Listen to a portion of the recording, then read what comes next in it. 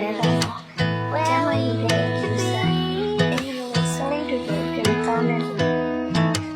Purchase your tracks today. နေရာဒီကြောက်ပင်းကိုနဲ့တူပြန်ဆုံးချင်တယ်ဆိုပြီးတော့ကိုနဲ့တူချိန်ကြပြီးဖတ်ထားချင်တယ်ဆိုတောင်းမယ်နဲ့ကိုအန်နီယာစကားရုံးခင်းနေခင်နဲ့ကိုကျစင်မဆူရလည်းလုံးဝဖြစ်လာမှာမဟုတ်ဘူးဘီလာမလွယ်ခဲ့ရထားကမြစ်ပေါင်းထောင်ချီအောင်ဆောင်ရဆိုရတေးရပါရဲ့အဲ့ရထားကိုကလည်းတက်မမဆောင်နေခင်ပြပါရဲ့အာရုံအောင်ချင်တဲ့ဖြစ်တော့ရထားကဖြစ်တော့မှမဟုတ်တော့မှဘူးလို့